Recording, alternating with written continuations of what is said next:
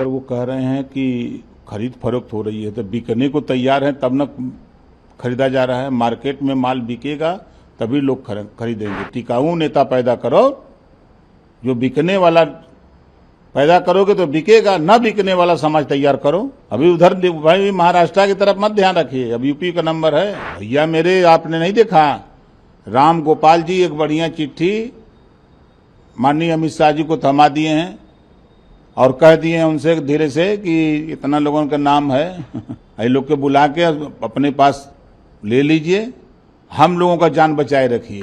और नहीं तो हम तो कह रहे हैं कि राम गोपाल जी इसका खुलासा करें, उस चिट्ठी में क्या लिखे हैं। ये घटना क्या उस ट्वीट में कहा गया? अखिलेश यादव जी के उस घटना पर एक शब्द निकला, कभी बोले उस घटना पर? उनकी बिरादरी के लोगों ने 3 लोगों की हत्या कर दिया, किसी गरीब को रहने नहीं देंगे। उसकी भी बहन बेटियां हैं, किसी की भी बेटी के साथ बदतमीजी करने के लिए आपने छूट दे रखा अपने लोगों को। बोलिए इस पे क्या कहना चाहते हैं अखिलेश जी, हम आपसे पूछना चाहते हैं, बताओ। पोस्टर लगाने में बहुत आनंद आ रहा था, हैं? पोस्टर लगवा रहे थे कि इतने राजभर की हत्या कौन किया, कर रहा है हत्या, देखो समझ में आ जाएगा इस बार। लेकिन आप तो बिरादरी की बात कह रहे हैं, लेकिन जब कोई इस तरह की बात होती तो कहा जाता अपराधी का कोई धर्म कोई जाति नहीं। कौन कहता है? इस देश में जाति है कि जाति जाति नहीं है, जाति बिना किसी का काम बनता नहीं है। जाति का आपने नाम लिया, आज ब्राह्मण समाज की बड़ी बैठक समाजवादी पार्टी में बुलाई गई है, 5 अगस्त को कार्यक्रम है, उससे पहले ही आज ये एकजुट करने के लिए 2021 में भी देखा गया था 22 के चुनाव में से पहले कि यहाँ पे सरोजनी नगर में फरसा लगाया गया और उसके बाद सारे कार्यक्रम हुए थे। इटावा का घटना भुला गई ना कहा।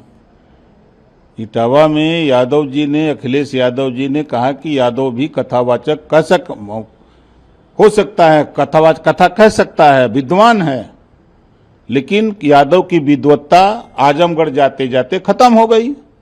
आजमगढ़ के गृह प्रवेश में 6 गो पंडित जी के ले जाकर गृह प्रवेश करा लिए और यादव से कह के यादव समाज के लोगों तुम्हारे पास ज्ञान नहीं है, तुम्हारे पास विद्वत्ता नहीं है।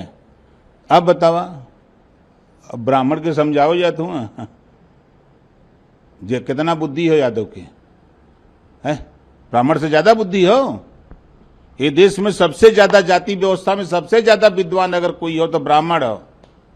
अब ब्राह्मण के यही समझाई मतलब ऐसा काम करो तुम कि विनाशकाली विपरीत बुद्धि। तो क्या जो बैठक बुलाई है उससे उनको ज्ञान मिलेगा, क्या आगे का जो रास्ता है नाश होई। वो कितनों कुल कई नावे, ये समझ लीजिए कि आप भी रहेंगे हम भी रहेंगे, 27 का चुनाव आएगा, आपके स्क्रीन पर चलेगा। वो तो कहते हैं हमारे पीडीए में सभी लोग हैं, पीड़ित ब्राह्मण भी हैं, इसी को लेके बैठे। पीडीए नहीं, अब केडीए होगा। केडीए मतलब काटेगा ही रहा। तो इस बैठक के बारे और क्या, क्योंकि इससे पहले भी करी तो क्या ये बैठक वोट बैंक में तब्दील होगी? कभी नहीं हो सकती। क्यों कह रहे हैं? देखिए, ब्राह्मण विद्वान कौम है, वो समझदार है, समझ रहे हैं ना। और इनके कहले से वोट दी हैं, अरे कहीं टिकट उकट दे दी है, भले कुछ वोट पा जाए बिरादरी के नाम पर, अब इनके पार्टी के थोड़ा वोट दी हैं, देख लिया ना।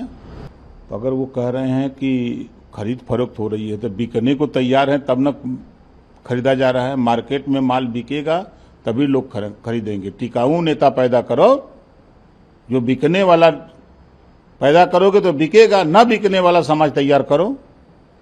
अभी उधर भाई महाराष्ट्र की तरफ मत ध्यान रखिए, अब यूपी का नंबर है। यूपी में क्या होगा, यहाँ भी जाएंगे भैया मेरे। आपने नहीं देखा राम गोपाल जी एक बढ़िया चिट्ठी माननीय अमित शाह जी को थमा दिए हैं और कह दिए हैं उनसे धीरे से कि इतना लोगों का नाम है, ये लोग के बुला के अपने पास ले लीजिए, हम लोगों का जान बचाए रखिए। और नहीं तो हम तो कह रहे हैं कि राम गोपाल जी इसका खुलासा करें, उस चिट्ठी में क्या लिखे हैं। तो चिट्ठी जानने के लिए आप कह रहे हैं इस तरह के बयान, इसमें तो कोई कुछ भी कह सकता है। क्या कह सकता है वो बता, मैं राम गोपाल जी काहे चिट्ठी दे लो, कतुआ कहो, कौन तकलीफ न हो सकता है, पार्टी का काम हो सकता है, कौन पार्टी आटी नहीं, वो बात नहीं है। खनन प्रकरण में सीबीआई ने अखिलेश जी का भी नाम उसमें रखा है, बाहरी घूमत हुआ, गायत्री प्रजापति जेल में हैं वही मामले में, और गोमती रिवर फ्रंट में कोई गैर जेल में? बताओ।